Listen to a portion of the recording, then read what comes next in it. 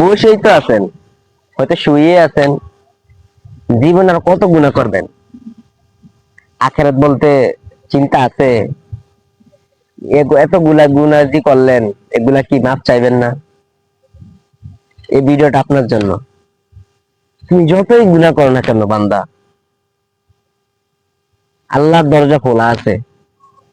শয়তান বলে তুই শেষ হয়ে গেছিস, কিন্তু কোরআন বলে উলিয়া ইবাদিয়াল্লাযীনা আসরাফু আলা আনফুসিহিম লা তাকনাতু মির রাহমাতিল্লাহ ইন্নাল্লাহা ইয়াগফিরুদ যুনুবা জামিআ ইন্নাল্লাহা হুয়াল গফুরুর রহিম।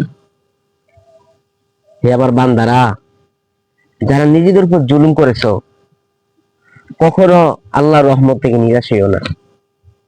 কারণ আল্লাহ যে সকল গুনাহ ক্ষমা করে দেন, আর তিনি ক্ষমাশীল,